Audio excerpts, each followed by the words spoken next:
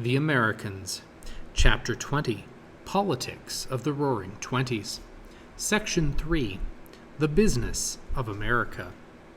In 1927, the last Model T Ford, number 15,077,033, rolled off the assembly line.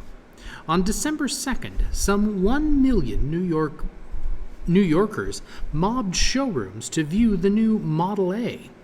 One striking difference between the two models was that customers could order the Model A in such colors as Arabian sand and Niagara blue. The old Model T had come only in black. A Ford spokesman explained some additional advantages of the new automobile. A personal voice.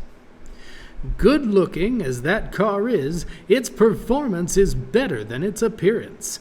We don't brag about it, but it has done 71 miles an hour. It will ride along a railroad track without bouncing. It's the smoothest thing you'll ever ride in.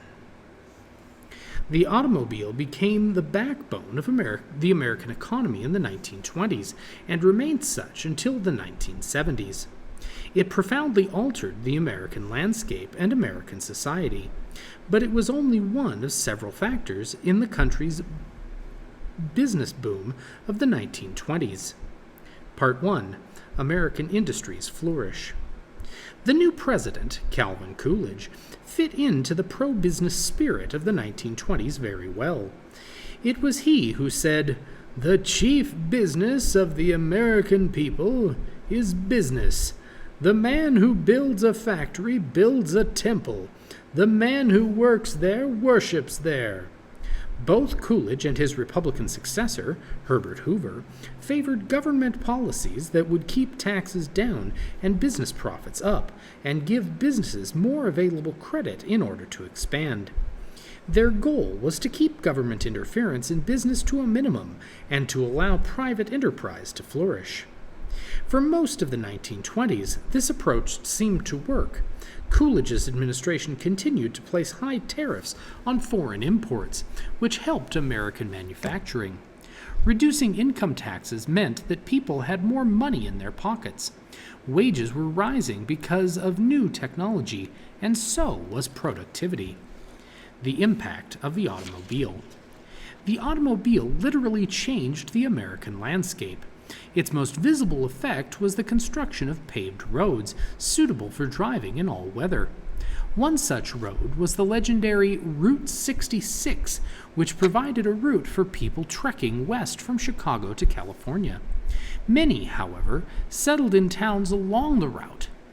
In addition to the changing landscape, architectural styles also changed, as new houses typically came equipped with a garage or carport and a driveway, and a smaller lawn as a result.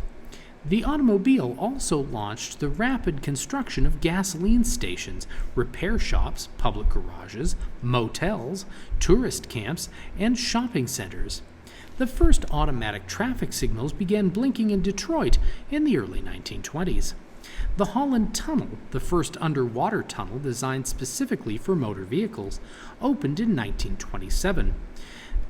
To connect New York City and Jersey City, New Jersey. The Woodbridge Cloverleaf, the first Cloverleaf intersection, was built in New Jersey in 1929.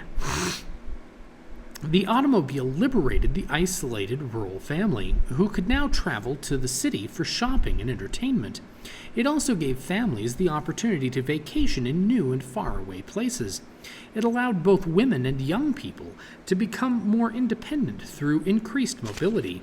It allowed workers to live miles from their jobs, resulting in an urban sprawl as cities spread in all directions. The automobile industry also provided an economic base for such cities as Akron in Ohio and Detroit, Dearborn, Flint, and Pontiac in Michigan. The industry drew people to such oil-producing states as California and Texas. The automobile even became a status symbol, both for individual families and to the rest of the world. In their work, Middletown, the social scientists Robert and Helen Lind noted one woman's comment, "I'll go without food before I'll see us give up the car." The auto industry symbolized the success of the free enterprise system and the Coolidge era. Nowhere else in the world could people with little money own their own automobile. By the late 1920s, around 80% of all registered motor vehicles in the world were in the United States, about one automobile for every 5 people. The humorist Will Rogers remarked to Henry Ford, "It will take 100 years to tell whether you helped us or hurt us, but you certainly didn't leave us where you found us." The young airplane industry. Automobiles weren't the only form of transportation taking off. The airplane industry began as a mail-carrying service for the U.S. Post Office. Although the first flight in 1918 was a disaster, a number of successful flights soon established the airplane as a peacetime means of transportation. With the development of weather forecasting, planes began carrying radios and navigational instruments. Henry Ford made a tri-motor airplane in 1926. Transatlantic flights by Charles Lindbergh and Amelia Earhart helped to promote cargo and commercial airlines. In 1927, the Lockheed Company produced a single-engine plane, the Vega. It was one of the most popular transport airplanes of the 1920s. Founded in 1927, Pan American Airways inaugurated the first transatlantic passenger flights. Part 2. America's standard of living soars. The years from 1920 to 1929 were prosperous ones for the United States. Americans owned around 40% of the world's wealth, and that wealth changed the way most Americans lived. The average annual income rose more than 35% during the period, from $522 to $705. People found it easy to spend all that extra income and then some. Electrical conveniences. Gasoline powered much of the economic boom of the 1920s, but the use of electricity also transformed the nation. American factories used electricity to run their machines. Also, the development of an alternating electrical current made it possible to distribute electric power efficiently over longer distances. Now, electricity was no longer restricted to central cities, but could be transmitted to suburbs. The number of electrified households grew, although most farms still lacked power. By the end of the 1920s, more and more homes had electric irons, while well-to-do families used electric refrigerators, cooking ranges, and toasters. Eunice Fuller Barnard listed prices for electrical appliances in a 1928 magazine article. Goods and prices, 1900 to 1928. 1900, wringer and washboard, $5. Brushes and brooms, $5. Sewing machine, mechanical, $25. 1928, washing machine, $150. Vacuum cleaner, $50. Sewing machine, electric, $60. These electrical appliances made the lives of housewives easier, freed them for other community and leisure activities, and coincided with a growing trend of women working outside the home. The dawn of modern advertising. With new goods flooding the market, advertising agencies no longer just informed the public about products and prices. Now they hired psychologists to study how to appeal to people's desire for youthfulness, beauty, health, and wealth. Results were impressive. The slogan, "Say it with flowers," doubled florists' business between 1912 and 1924. "Reach for a lucky instead of a sweet" lured weight-conscious Americans to cigarettes and away from candy. Brand names became familiar from coast to coast, and luxury items now seemed like necessities. One of those necessities was mouthwash. A 1923 Listerine advertisement aimed to convince readers that without Listerine, a person ran the risk of having halitosis or bad breath, and that the results could be a disaster. A personal voice. She was a beautiful girl and talented, too. She had the advantages of education and better clothes than most girls of her set.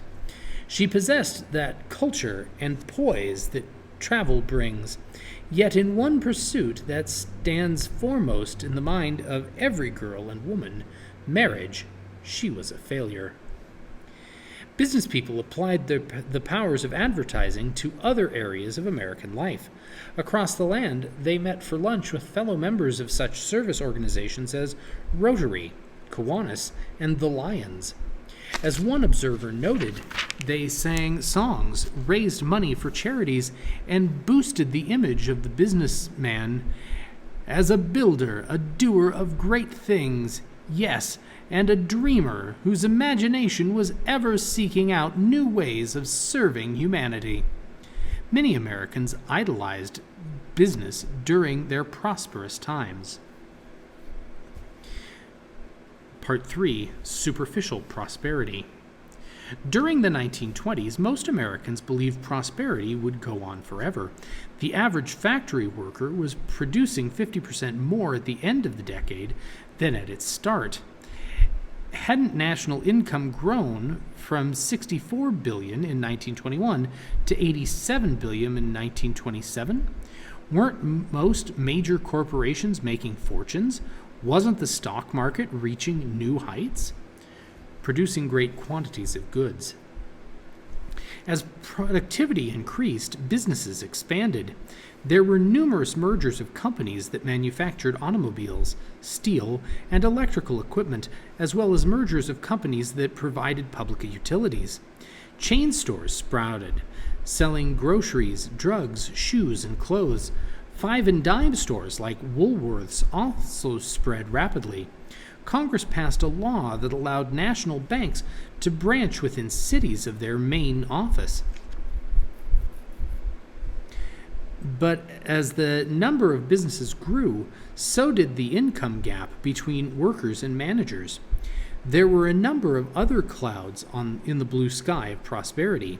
The iron and railroad industries, among others, weren't very prosperous, and farms nationwide suffered losses. With new machinery, they were producing more food than was needed, and this drove down food prices. Buying goods on credit. In addition to advertising, industry provided another solution to the problem of luring customers to purchase the mountain of goods produced each year: easy credit, or $1 down and $1 forever. The installment plan, as it was then called, enabled people to buy goods over an extended period without having to put down much money at the time of purchase. Banks provided the money at low interest rates. Advertisers pushed the installment plan idea with such slogans as, "You furnish the girl, we'll furnish the home," and "Enjoy while you pay." Some economists and business owners worried that installment buying might be getting out of hand, and that it was really a sign of fundamental weaknesses behind a superficial economic prosperity. One business owner even wrote to President Coolidge and related a conversation he had overheard on a train. A personal voice: "Have you an automobile yet?" "No, I talked it over with John, and he felt we could not afford one." "Mr. Budge, who lives in your town, has one, and they are not as well off as you." "Yes, I know. Their second installment came due, and they had no money to pay it." "What did they do, lose the car?" "No, they got the money and paid the installment." "How did they get the money?" "They sold the cook stove." "How could they get along without a cook stove?" "They didn't. They bought another one on the installment plan." Still, most Americans focused their attention on the present, with little concern for the future. What could possibly go wrong with the nation's economy? The decade of the 1920s had brought about many technological and economic changes, and yet the Coolidge era was built on paradox. The president stood for economy and a frugal way of life, but he was favored by a public who had thrown all care to the wind. Life definitely seemed easier and more enjoyable for hundreds of thousands of Americans. From the look of things, there was little warning of what was to come.